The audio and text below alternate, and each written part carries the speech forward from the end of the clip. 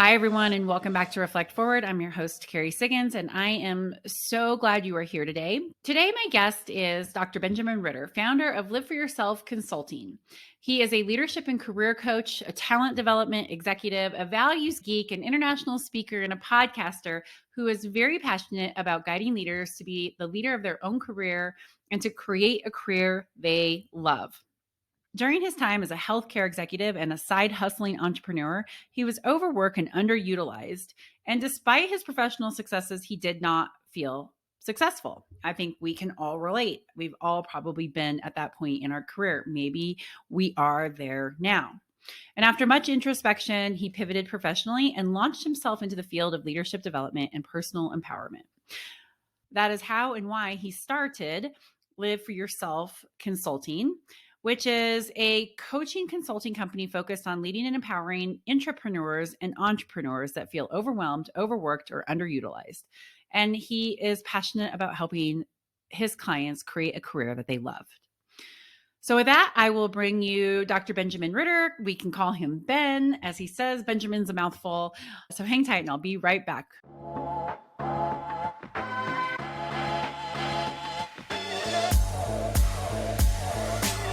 All right, everyone, welcome back. I have Benjamin Ritter with me today. Ben, thank you so much for joining me on the show.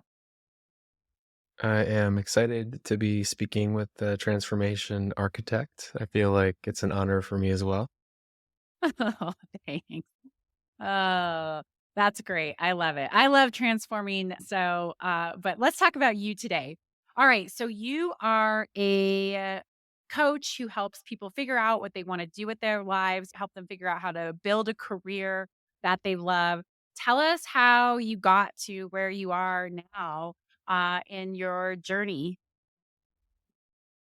Well, thank you for the chance to introduce myself. I guess I could say I'm a little bit of an architect of careers. So not as much transformations, but so I have a background in organizational leadership. I got my doctorate back in 2018, focusing on job satisfaction and value congruence. So I'm personally kind of a values geek. I believe that values are the truth. They're the foundation of it all. And when it comes to motivation, job satisfaction, and even being a leader, because a lot of times leaders think that they are responsible for other people's levels of job satisfaction, but they're not. We can talk about that later. But also they're responsible for their own. How can they do that for themselves, especially high achieving professionals that doubt their success constantly? I think it's kind of the story of a leader. But if we go back in time to when I was actually working in healthcare, I was on the executive team and pretty disengaged at work. I don't know if you've ever been there, but I was going into work not to work. And I was going into work not trying to have conversations with people that I worked with because it meant that I was wasting time and building relationships with people that weren't going to matter anyways. So I always had one foot out the door. And it bothered me that my leaders didn't notice. It bothered me that the organization wasn't trying to make me happier.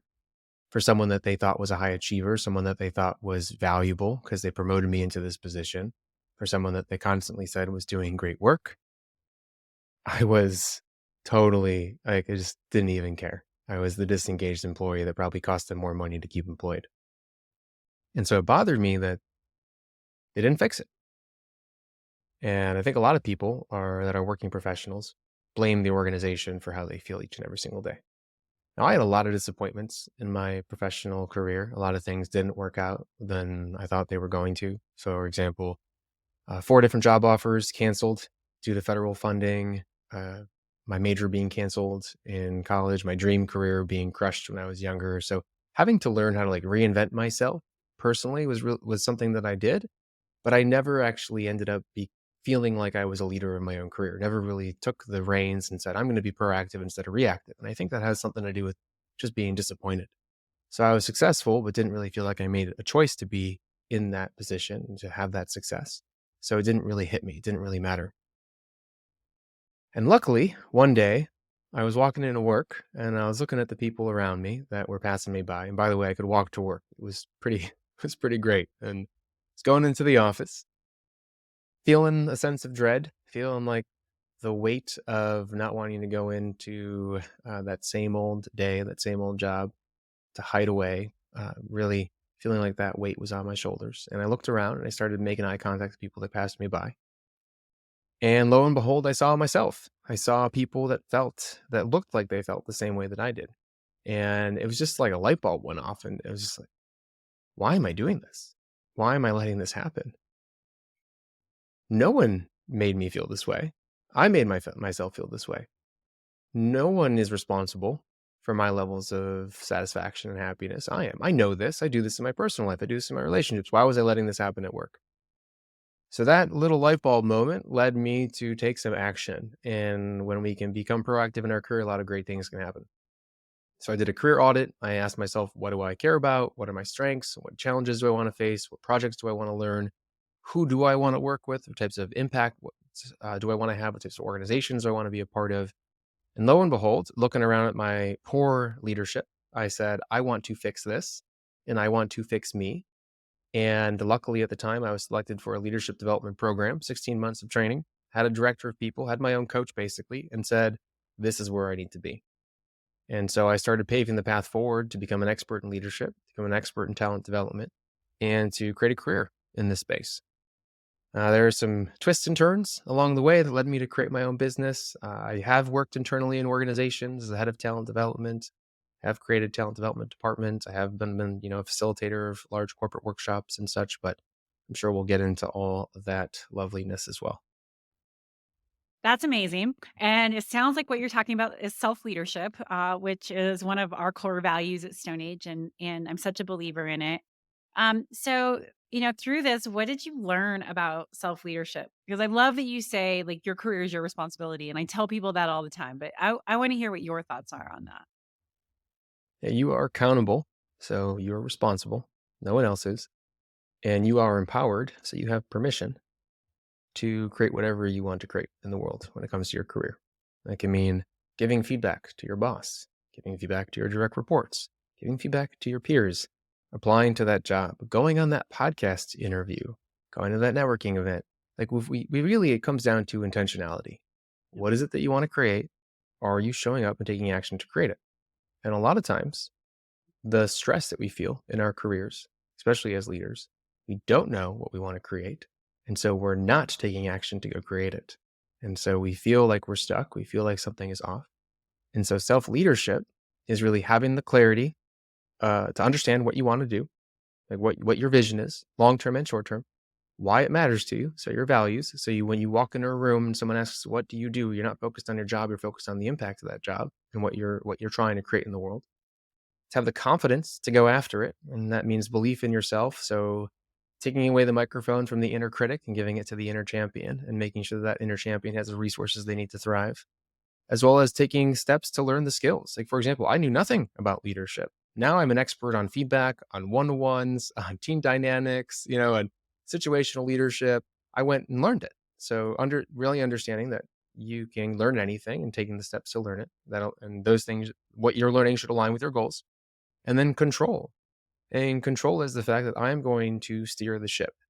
Doesn't matter what the weather is outside. Doesn't matter what other ships are around me. I know where I'm going and why I'm going there. And I'm going to take consistent steps to get there. That means I'm going to set boundaries in my environment when it comes to work, when it comes to my personal life. It means that I'm going to be able to self-regulate my emotions. When I don't feel good, I'm going to know what I need to get done to take action and be okay.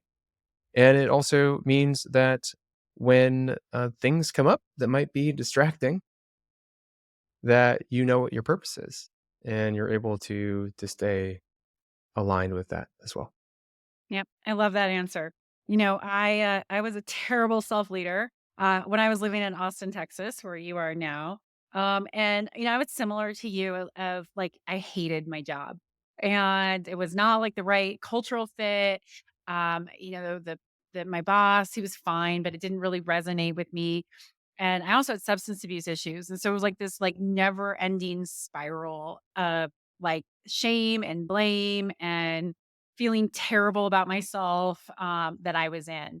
And it took me almost dying to be able to like figure out what self leadership is and all those things that you just said of like, okay, I've got to take control of my life because I don't want to be a high functioning addict. I want to be a high functioning, high performer human being, right? Not just like going through the motions and being miserable in everything that I did. And so, I think this is a really important conversation because a lot of times people burn out, right? They crash and burn, and maybe they don't go to, like, the extremes that I did of overdosing, but to that place of rock bottom for them when they finally realize, like, I've got to do something. How do you stop that before you get to that place where you're just utterly miserable? I think miserable isn't really rock bottom yet. Yeah. It's the I don't care that I'm miserable. Yeah. And I don't care about anything because I'm miserable. The only thing that I care about is the fact that nothing, I am miserable or nothing matters. It's like what's so scary about hitting rock bottom, and let's just use the word burnt out because I think it's overly used, but it's a good descriptor, Yeah. is that even the things that bring you joy stop bringing you joy. And there's very little you can do from an action perspective that is going to refuel the tank. It's like your tank has a bunch of holes in it. You actually need to heal before you can start taking action. You need to take yourself out of the toxic environment and the thing that is poking holes in your tank, and just give yourself time to make sure that there aren't any holes left, that you're healing, and then you can worry about filling it back up. So luckily, I work with people prior to that Yeah. point. I don't think that a coach is the right step if you are at that point. When you are completely exhausted, ready to quit your job and travel the world for 5 years, or maybe check into a rehab center potentially, or just get away from the things that are poisoning you. Hmm. And, that's a step you need to take. Now, when you're ready to take action, when you're ready to reflect and face the things that were toxic to you, but you're not really chugging it, you're not really having it be all everything in your life, then I think you can start working with a coach and taking action. So for myself, when I'm working with clients, it's an assessment of what level are they at Yeah. and how far down have they gone, and do they still have a little bit of wick left, or are they completely empty? Because you can be resentful, you can be in a victim mentality, you can have self-doubt and not have confidence in yourself. You could be drained and overwhelmed, but you may not be burnt out. And so when we start working together with someone that's in that situation, when they feel lost, when they feel drained, the first thing we need to do, because a lot of times they'll want to run. So they'll want to leave the thing that makes them feel bad because they don't know any other solution. They don't understand that they can fix the things that feel bad. So a lot of times when I work with a leader, we'll focus on what are the top 3 stressors right now in your life. Let's just explore those. Just get really down and dirty in them and break them down in terms of all the different components. And we'll make sure that we cut some of those out. So we're helping them, we're adding more to their tank. What are the things that you really love and enjoy at work? Let's add a little bit more of those in. For your most toxic relationships, let's move away from that. What beliefs are draining you on a daily basis? So initially what we're trying to do is just prevent, like kind of like take our 2 fingers and put out the flame on the wick so that then we can at least have a foundation to work from on the other pieces. Yeah. And so, how prevalent is this of what you see, right? I mean, you read about people burning out and, I certainly see it a little bit, but I also think it's one of those things that, either one, people don't recognize, or two, they're too ashamed to talk about it, right? Because we are in that, you need to perform type culture. And we don't talk about that kind of stuff culture, at least broadly throughout the United States. Like, do you think that this is really prevalent? Like, what are you seeing with your clients? This idea of burning out and people wanting to run away from their careers? What I'm seeing more of is actually seeing less of that. And maybe that's because those individuals are going to burnout coaches or they're just quitting and going on a sabbatical. What I tend to see though are leaders, are executives that have a hard time setting boundaries, Yeah. that live in a constant state of fear of losing their jobs, as well as a constant state of self-doubt that they're not good enough. Those all tend to interrelate. So I'm not good enough. I'm not as strong of a leader as I need to be. I need to get better. So a constant search for resources and podcasts and articles and learning from other people instead of actually understanding what their professional brand is and bringing that each and every single day. And then fear of, because of that, because I'm not good enough, a fear of losing their job, a fear of, honestly, financial security, which blows my mind because they're making more. Their most executives are probably in the at least top 5%, if not 2% of the world's, income earners. And so that lack of financial security, either due to a mis relationship with money, like, so it could be a perception or a mental attachment to money, or could be just from spending habits, right? And kind of living outside of what could keep you safe and help you feel safe. Yeah. So how do you go about helping people who, okay, whether they're in burnout or whether they're before that, right? But they know that they need to re-architect their careers. So how do you walk through this process with them? hmm So I'm going to use an example of one of the models that I created for actually working with teams. So there's this team model of managing to motivate. I know we've been talking about self leadership, but I think this is, why not throw some extra info into the mix that relates. So the team model of managing to motivate is how leaders should be approaching their team to ensure that they're motivated. So it's a management style, a management framework. So the T is trust. And so the first thing that we need to do with ourselves, and by the way, everything that you do for somebody else is you can do for yourself. So if you're pulling someone together and saying, "Oh wow, my team is really motivated because I asked them what their career development goals were, or I got them that stapler that they're really asking for, I helped them with resources." You need to ask yourself, what resources do I need? What are my career development goals? And do the same thing for yourself, especially if your leader is not doing it for you. So we need to trust ourselves first. And so when we are in a place of fear, feeling stuck, we need to take a really hard look at our success and understand that we're going to be okay. And that's actually, I think, one of the greatest benefits of a coach is they're on your side, they're non-judgmental, and they bring a sense of, "Ooh, okay, there's a path forwards. I can't see it, but there's a path forwards." I don't know if have you seen this before, where an executive, great career, had multiple jobs, has had to have multiple jobs to get to where they are, is afraid that they're not going to be able to get a job. Have you ever Right. Oh yeah. seen that? And it's a little mind-boggling because out of anyone that probably could get another job, pretty sure they can. It might not be exactly the amount of money they want to get or in the exact industry they want to be in, but you are hireable. Like, people want you. You are a talent. You have skill sets that are rare in the marketplace because there's less of you. So trust in yourself is really important. And I'm happy to go into how to build that trust, but I move on to the other pieces if we want to, just for Yeah, let's time's go sake. through the other pieces and then we can talk through trusting yourself a little bit more. Yeah. So then E is environment. And I talked about resources a bit, but environment relates to a few different things. One, resources. So do you have the things you need to do your work? That's something as simple as a stapler, something as simple as the right webcam and the computer, or, just even where you are working can bring you joy or cause you stress.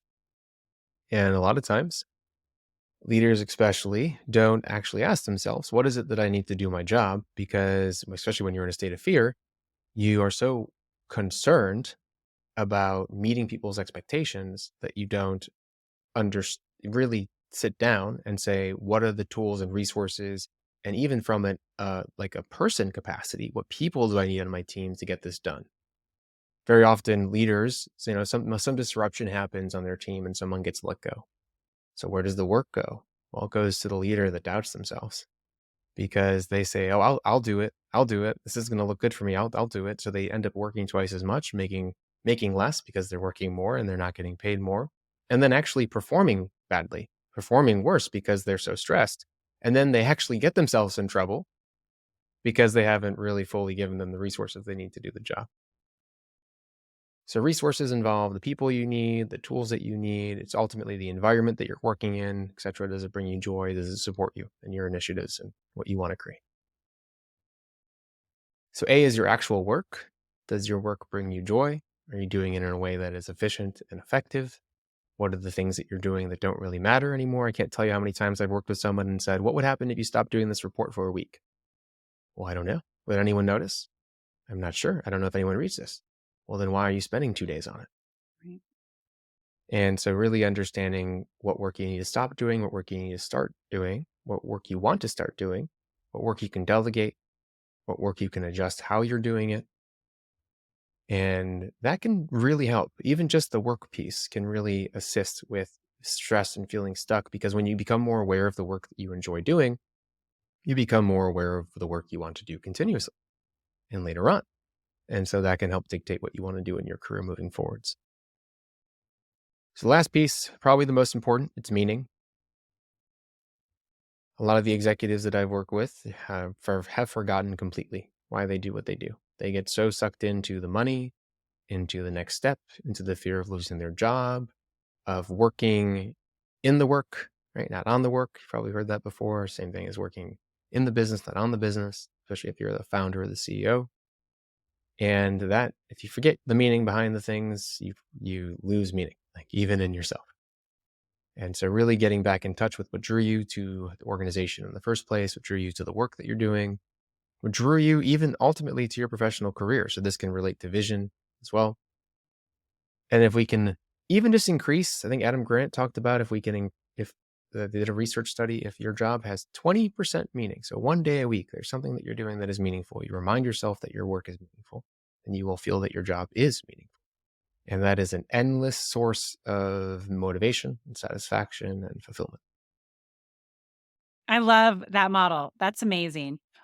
Especially the meaning piece. I know that to be so true in my own personal journey of, why I was hit rock bottom. It was purposelessness and not having meaning in my life, which was really tied to work because I've always been so focused on work. Like I over identified with myself and working. I still probably do, even though I'm a lot more self actualized than I was back all those years ago.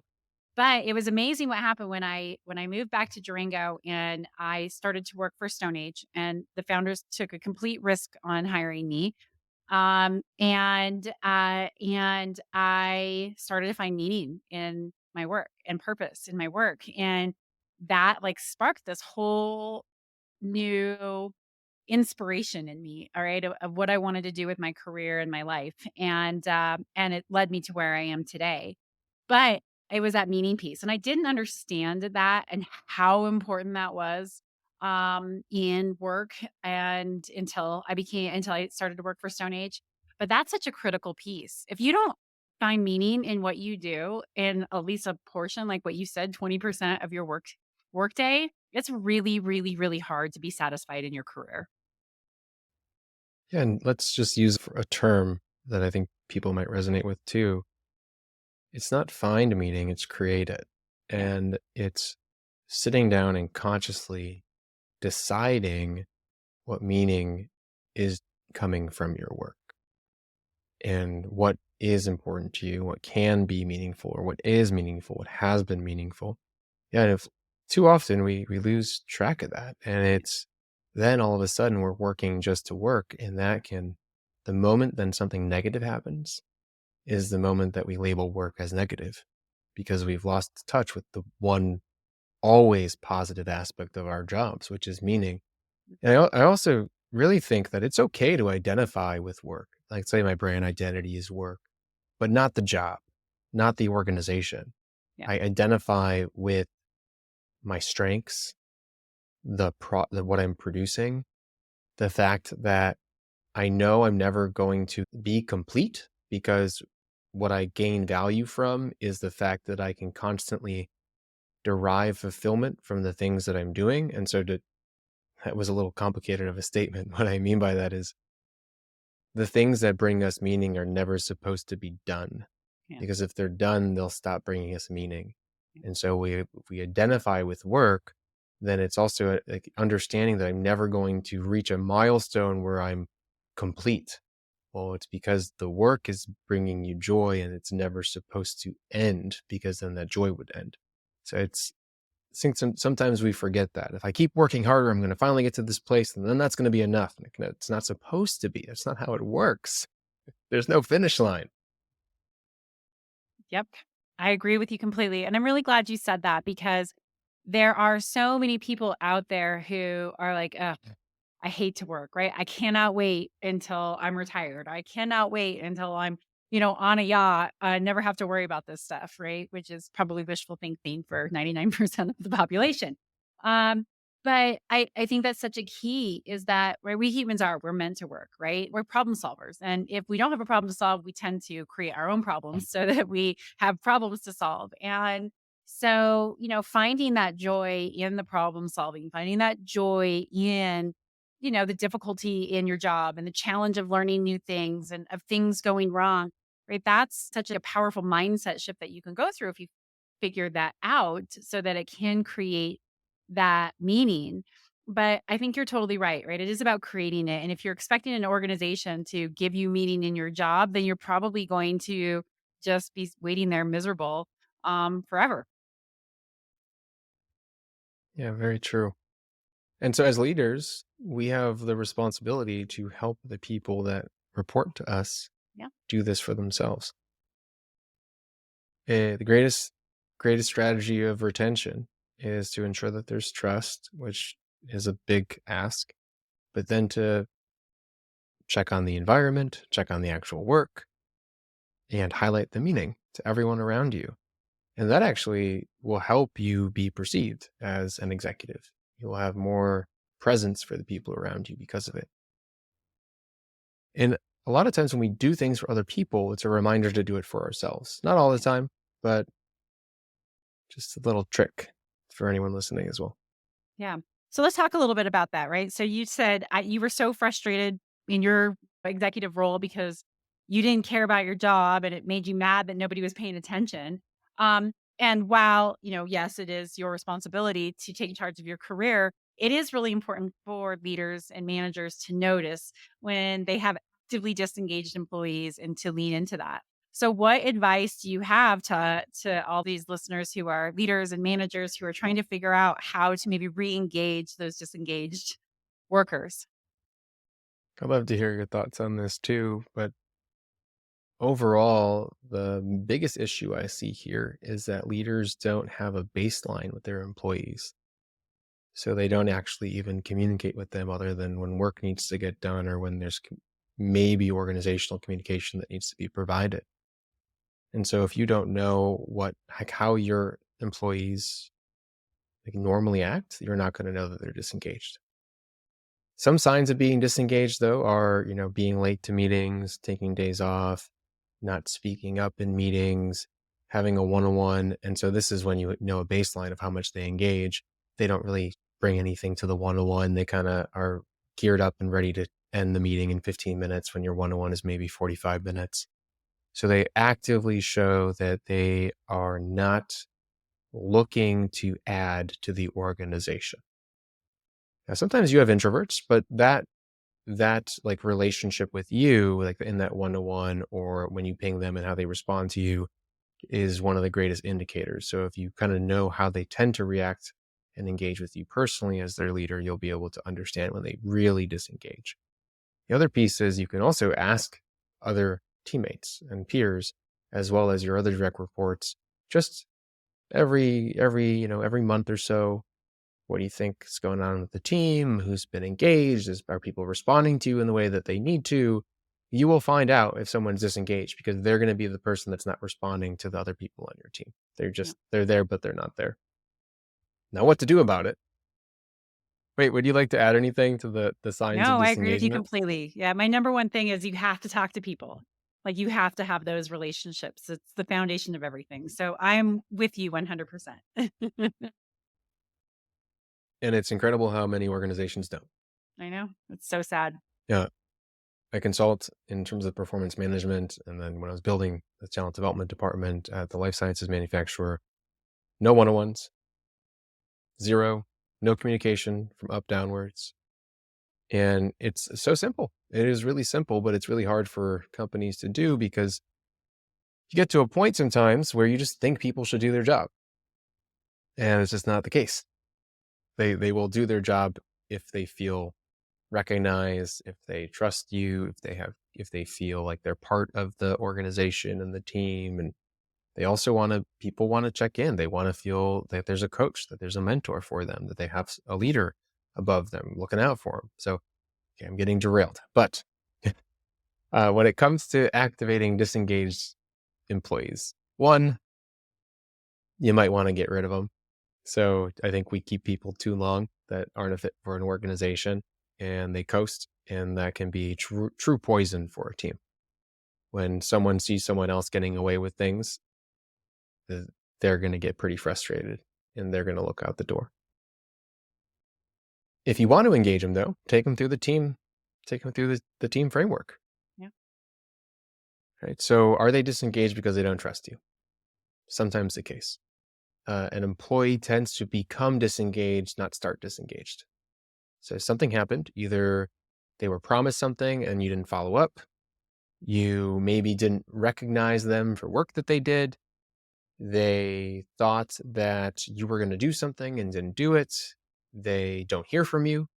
They feel left out. They told you they wanted a promotion and that wasn't possible. It didn't happen. Like tends to be that someone becomes disengaged because of something that happens. So it's your time to start asking questions. Hey, I noticed you've pulled back a little bit. We really value you as an employee here. I'd like to really understand what's going on. Let's call out the elephant. They're going to say nothing. And your job is to stick with it and to find out what's going on and to keep asking questions. So tell me more about that. Like, what's the real problem here? Well, let's dive in a little bit more further into that. And you should do your work as their leader. Go back on emails, go back on projects that they've been working on, go see when they started to become disengaged, and try to tie in some of the things that might have happened and bring them up and see their reactions. Be open and honest with them in a way you haven't before.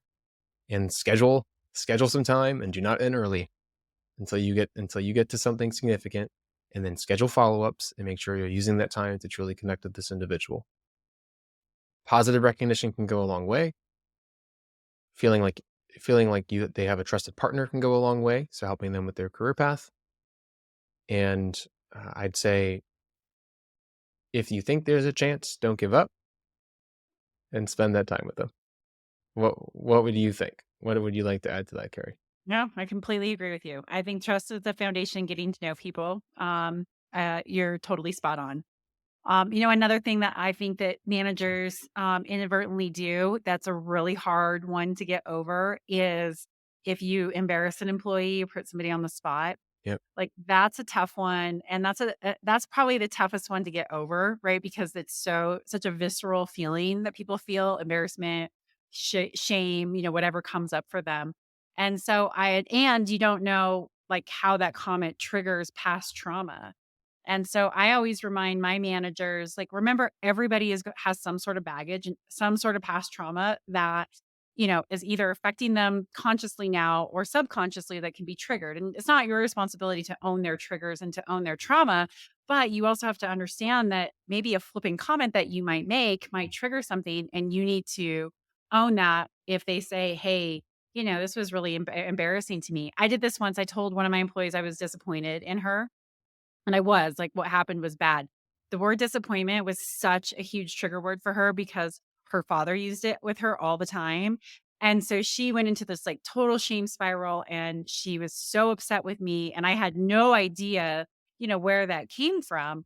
And so, I work really hard to not use potentially emotionally charged words that might not have a meaning to me, but could potentially to Yeah. have meaning to other people. And that's, I think, a huge part of trust is understanding those emotionally charged words can really trigger somebody.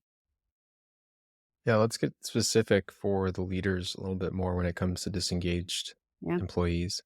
So you should have one-on-ones. Yep. You should check in midweek just on Teams or Slack, virtually or in person, see how their day is going. Just show them that you care.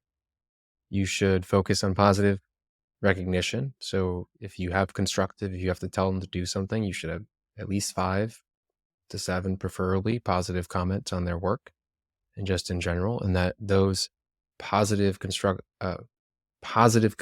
not constructive, should focus on the SBIC model of feedback. So that's specific, behavior, impact, and commitment.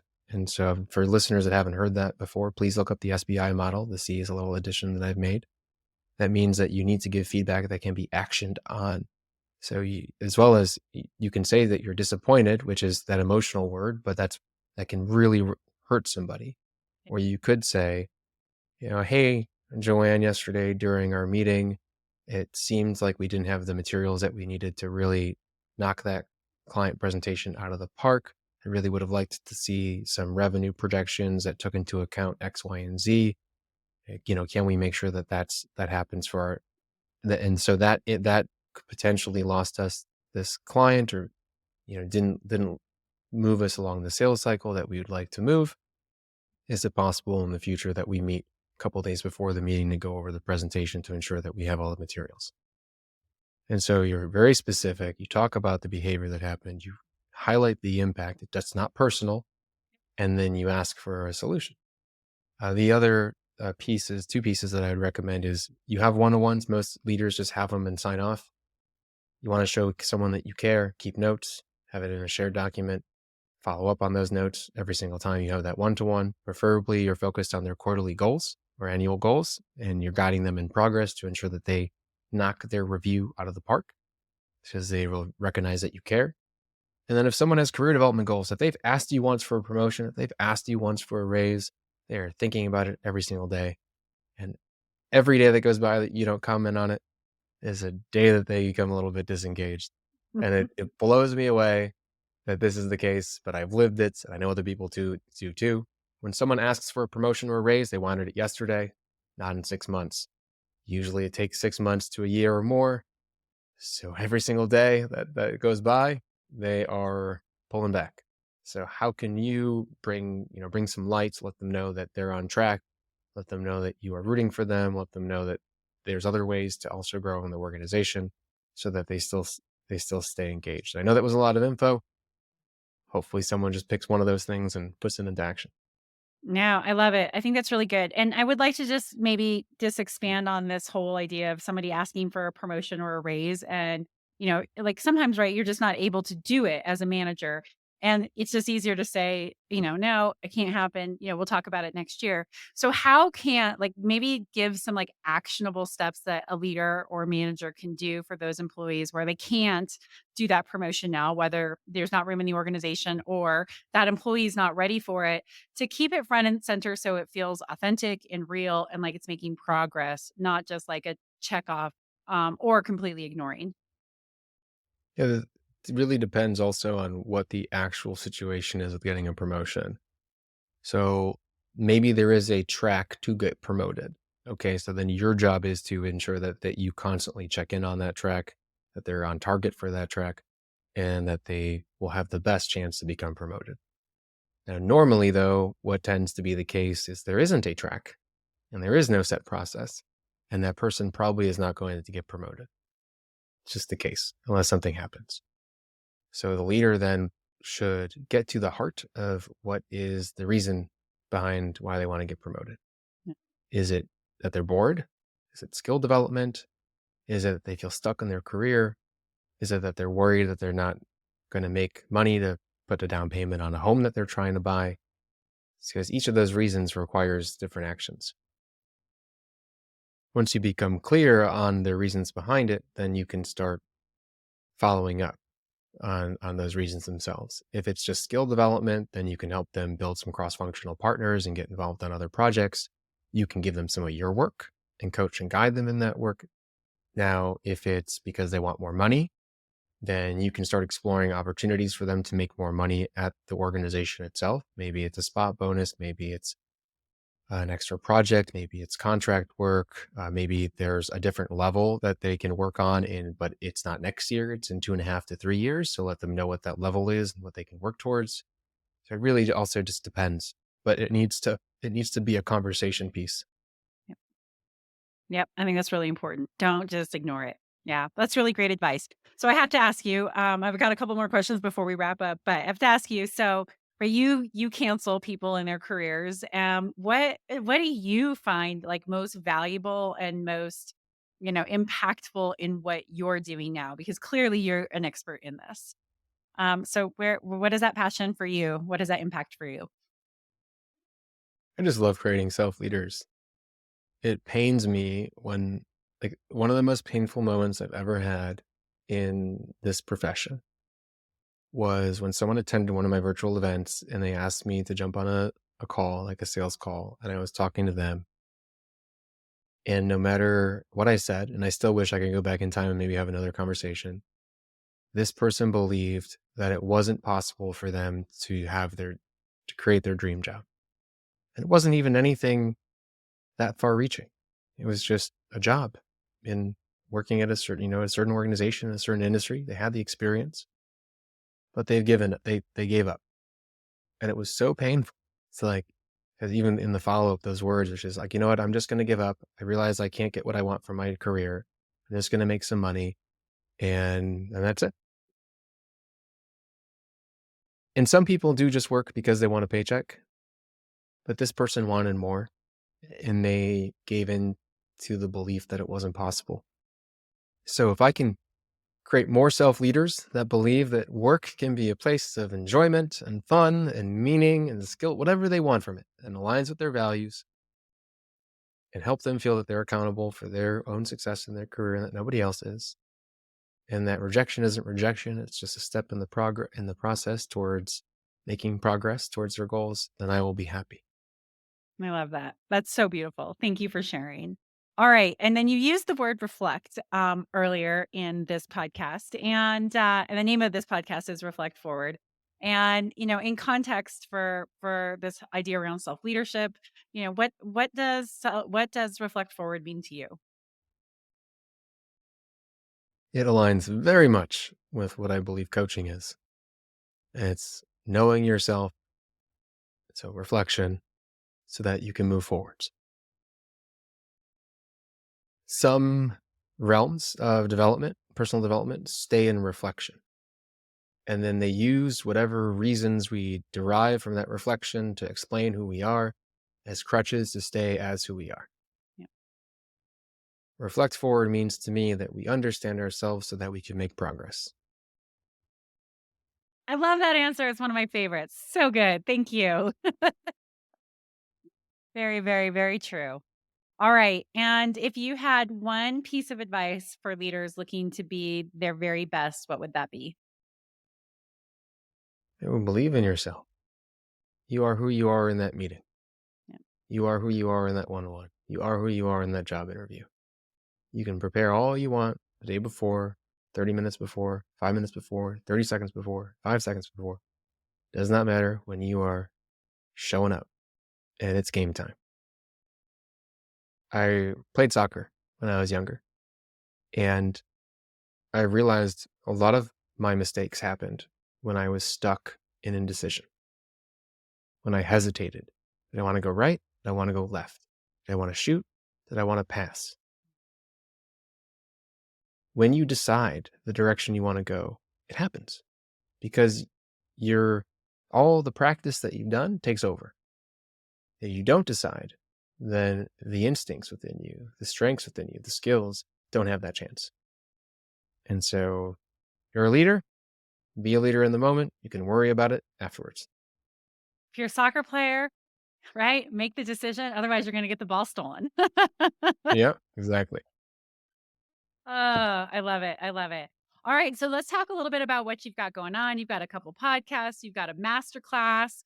So let's talk about for just a minute here while we wrap things up. Yeah, thanks. So if anyone wants to learn more about me, go to liveforyourselfconsulting.com. If you don't like typing, lfyconsulting.com.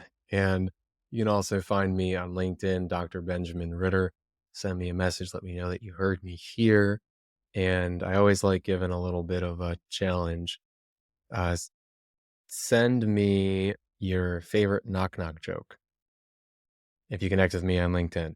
I would love to hear them. I had a bunch of riddles from this last podcast I was on. It was a lot of fun.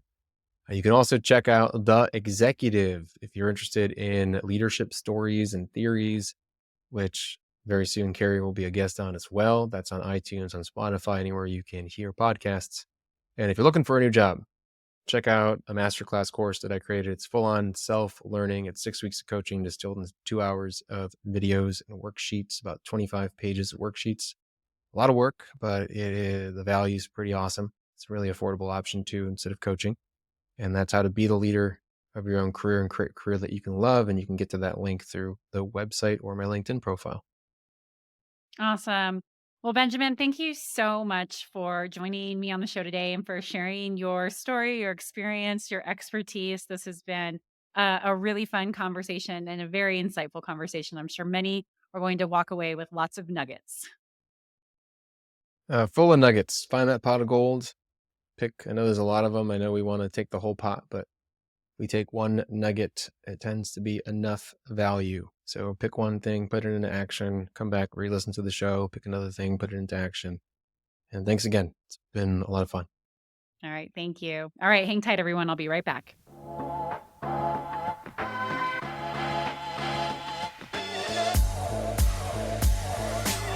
All right, I'm back, everyone. I hope you enjoyed that interview with Ben. Such good stuff right there. All right, with that, I will leave you for your day. I hope you have a fantastic one. I have great news, by the way. I have a book launch date of October 17th. So you'll be hearing a lot more about that. We're going to do a series with people who are very interested in the ownership mindset, employee ownership, empowered cultures, and how to build them. So be on the lookout for that over the summer. Really excited about this series we're going to bring you as we prepare for my book launch. My book is called The Ownership Mindset, a handbook to transform your life and leadership. I'm so excited about it. And that's it for today. So we'll see you next week on Reflect Forward. And if you like this podcast, please write a review, like it, subscribe to it, share it with a friend. It always helps with the algorithms and it spreads these amazing interviews with amazing guests like Ben. Thanks. See you next week.